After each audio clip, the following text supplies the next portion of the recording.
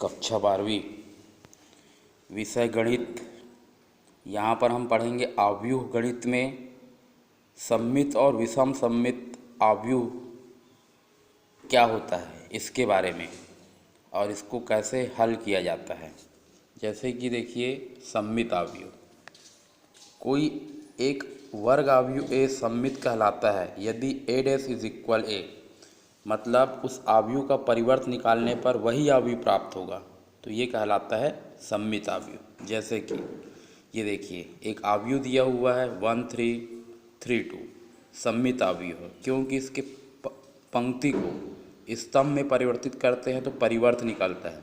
पहला पंक्ति पहला स्तंभ, दूसरा पंक्ति दूसरा स्तंभ, तो इसका मान वही प्राप्त हुआ जो पहले लिखा हुआ है, तो ये कहलाता है सममित आव्यूह। परिवर्त निकालने पर उसके मान में कोई भी परिवर्तन न हो तो ये कहलाता है सममित आव्यूह।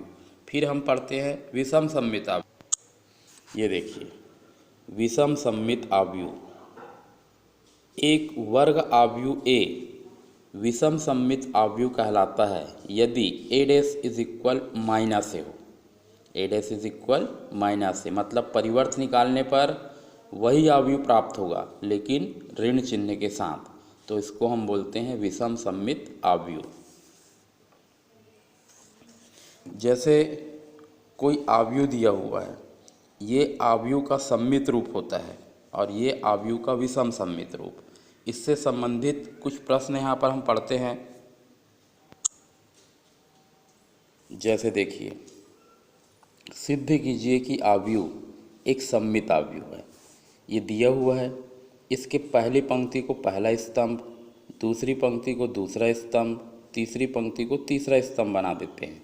ये देखिए, डैश वही मान है, पहली पंक्ति को पहला स्तंभ, दूसरी पंक्ति को दूसरा स्तंभ, तीसरी पंक्ति को तीसरा स्तंभ, तो ये दोनों सेम प्राप्त हो रहा है, तो ये कहलाता है सममित आव्यूह। परिवर्त निकालने के बावजूद भी यदि आव्यूह के मान में कोई भी परिवर्तन न हो तो ये कहलाता है सममित आव्यूह। ऐसे ही देखिए, सिद्ध कीजिए कि ये आव्यूह दिया हुआ है, ये विषम सममित आव्यूह है। ये आव्यूह, इसका हम निकालते हैं परिवर्त। ये देखिए, ये डैश लगा दिए इसमें। अब इसके पंक्तियों को स्तंभ में परिवर्तित करना है। पहली पंक्ति पहला स्तंभ, दूसरी पंक्ति दूसरा स्तंभ, तीसरी पंक्ति तीसरा स्तंभ, तो ये, और यहाँ सभी से ऋण चिन्ह कॉमन निकाल देते हैं, तो माइनस वाला प्लस में हो जाएगा और प्लस वाला माइनस में, तो वापस वही प्रश्न प्राप्त हो गया जो पहले आव्यूह हमको दिया हुआ था लेकिन ऋण चिन्ह के साथ, तो इसको हम बोलते हैं विषम सममित आव्यूह। तो इस प्रकार से सममित और विषम सममित आव्यूह ज्ञात किया जाता है। बहुत ही आसान है, एग्ज़ाम में से संबंधित प्रश्न आ सकता है। सममित आव्यूह में क्या करना है, किसी भी आव्यूह का सममित या विषम सममित हमको निकालना है तो हम सबसे पहले उसका परिवर्त डैश निकालते हैं। परिवर्त निकालने पर यदि वही आव्यूह प्राप्त होता है तो वो सममित आव्यूह कहलाएगा, और यदि वही आव्यूह ऋण चिन्ह के साथ प्राप्त होता है तो वो होता है विषम सममित आव्यूह। आइए अब मैं आप लोगों को आव्यूह का गुणा करना सिखाता हूँ। जैसे देखिए, ये है आव्यूह ए तथा बी। सत्यापित करना है, ए बी का dash is equal B dash is equal A dash. A और बी का मान दिया हुआ है। ए जो है 1 2 3, तीन पंक्ति और एक स्तंभ है, 3/1 का है, और ये 1/3 आव्यूह है।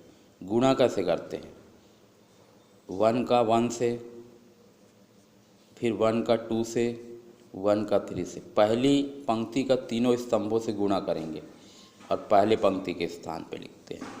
इसी प्रकार दूसरी पंक्ति का भी गुणा करना है, -4 का -1 से, -4 का 2 से, -4 का 1 से।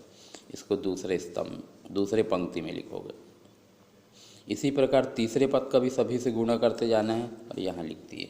अब इसको सॉल्व कर देते हैं। -1 का गुणा 1 से 1, 1 का गुणा 2 से 2, 1 1 जा 1, इस प्रकार सभी मान को लिख दिए। फिर इसका हम निकालते हैं परिवर्त। ये परिवर्त डैश लगा दिए। अब पंक्तियों को स्तंभों में बदलते जाना है। पहली पंक्ति को पहला स्तंभ, दूसरी पंक्ति को दूसरा स्तंभ, तीसरी पंक्ति को तीसरा स्तंभ, तो a इंटू बी डैश प्राप्त हो गया। ये समीकरण नंबर 1 नाम दिए।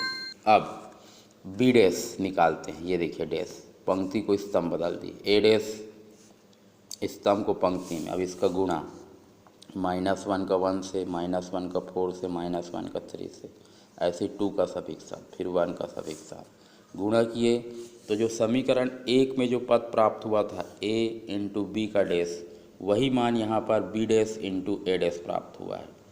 समीकरण 1 एवं 2 से स्पष्ट है कि दोनों मान आपस में बराबर हैं। तो इस प्रकार से परिवर्त अवयव निकाले और उसका गुणा करना यहाँ पर हमने सीखे हैं। इस प्रकार से कई प्रश्न आपको बुक में मिल जाएंगे, जिसको आप आसानी से अभी जिस विधि से आप लोग सीखे हैं उस विधि से गुणा करके सिद्ध कर सकते हैं।